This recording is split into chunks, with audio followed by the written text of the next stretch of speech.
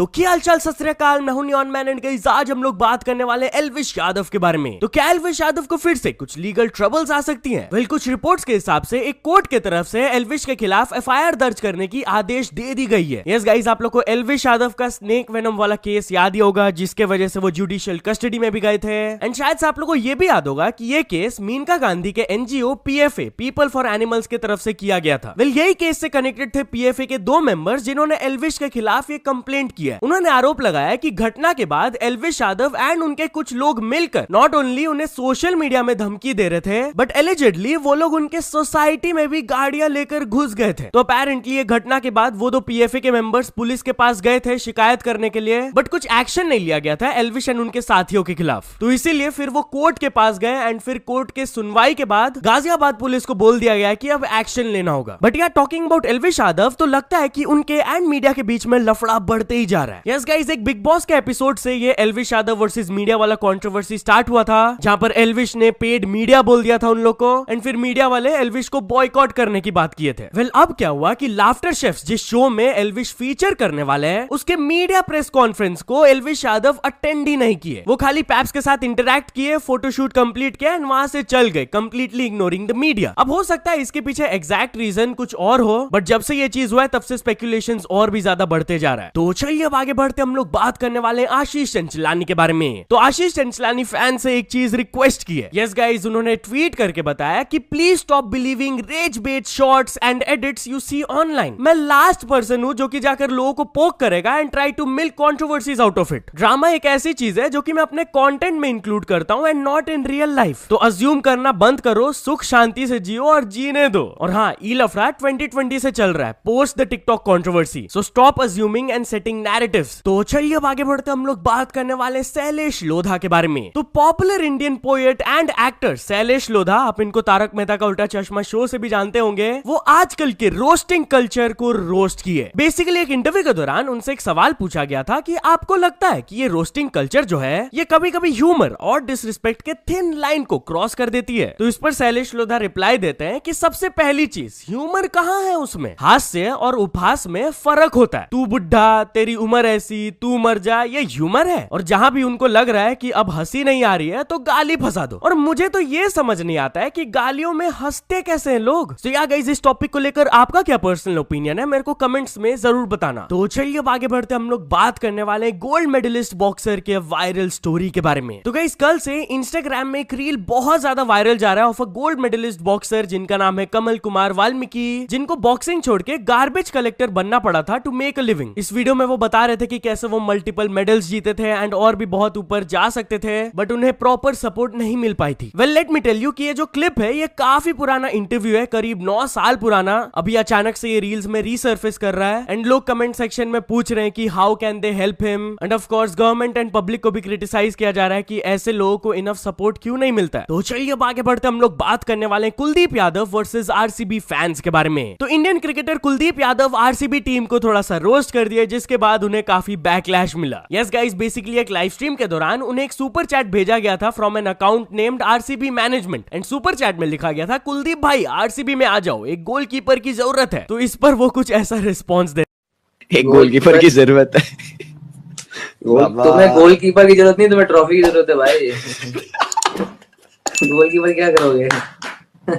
इसको सुनकर कुछ आरसीबी फैंस खुश नहीं थे, उन्हें बैकलैश मिल रहा था, जिस पर रिस्पॉन्ड करते हुए फिर वो ट्विटर में आकर लिखे, चिल यार आरसीबी फैंस, ट्रॉफी आपकी है पर मैं गोलकीपर नहीं हूँ। तो चलिए अब आगे बढ़ते हम लोग बात करने वाले स्काई फोर्स मूवी के बारे में। तो स्काई फोर्स मूवी के मेकर्स को इस चीज की वजह से क्रिटिसाइज किया जा रहा है। Well, couple of days ago ये मूवी रिलीज हुआ था and it features Akshay Kumar, सारा अली खान, वीर पहाड़िया। इस मूवी का कलेक्शन भी काफी बढ़िया चल रहा है एंड रिव्यूज भी काफी अच्छे मिल रहे हैं, बट एक पर्टिकुलर चीज को लेकर उन्हें क्रिटिसाइज किया जा रहा है। इंस्टाग्राम की एक इन्फ्लुएंसर एंड एक लॉयर है, योर इंस्टा लॉयर, वो इस टॉपिक को एक्सप्लेन करते हुए एक वीडियो बनाई, आप खुद सुन लीजिए। Dear makers of Skyforce, if you wanted to make a movie about a real person, then you should have kept it real. This movie is based on India's retaliatory attack in 1965 on the Sargonda Air Base. It's based on the true story of squadron leader Ajamada Devaya Bopaya, who was posthumously awarded the Mahavir Chakra for his bravery and courage in this attack. Squadron leader Devaya is a Kodava, a martial community of people who reside in the Kodagu district of Karnataka.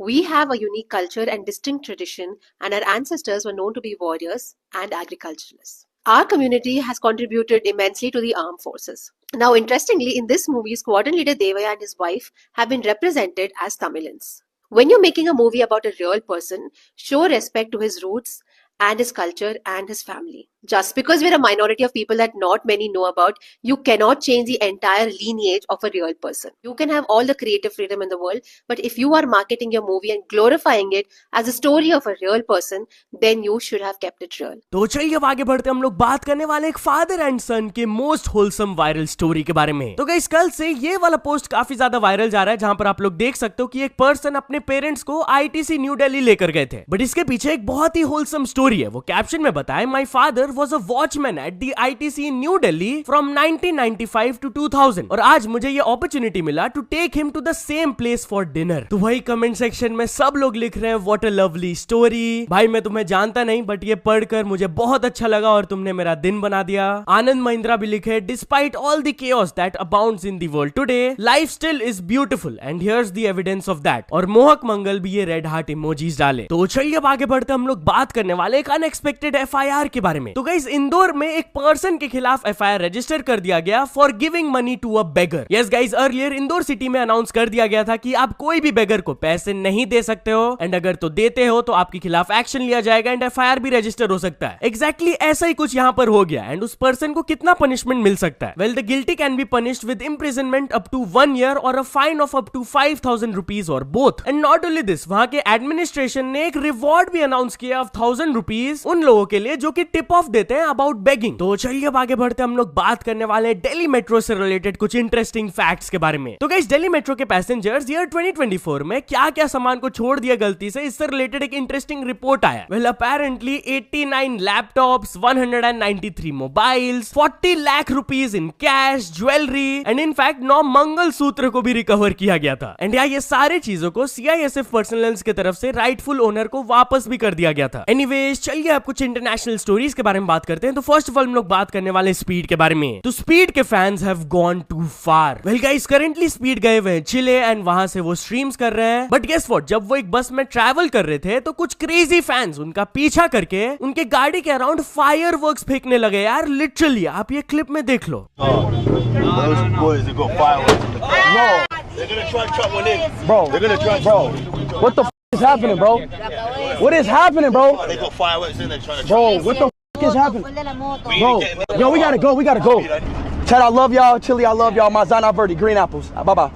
India talking about speed, तो Chilean government speed के एक incident को use करते हुए awareness फैलाए। हुआ क्या था कि जब वो गाड़ी में ट्रैवल कर रहे थे तब पीछे एक फैन बाइसाइकिल में उनका पीछा कर रहे थे, एंड जैसे ही वो फैन का ध्यान इधर उधर हुआ था, ही क्रैश्ड, वो लिटरली गिर गया। तो यही इंसिडेंट को शेयर किया गया था by Chilean government page, and वो अवेयरनेस फैलाते हुए बोल रहे थे कि भाई जब आप रोड में चल रहे होते हो तो ध्यान दिया करो, वरना ट्रैफिक डिजास्टर्स हो सकता है, and specially between the ages of 15 to 29 बहुत ज्यादा बढ़ रहा है। सो यहाँ तो चल दोस्तों, आज के वीडियो के लिए बस इतना ही। अगर आपको ये वीडियो थोड़ा सा भी पसंद आया हो तो लाइक कर देना, चैनल को भी तक सब्सक्राइब नहीं किए हो तो जल्दी से जल्दी सब्सक्राइब भी कर लेना।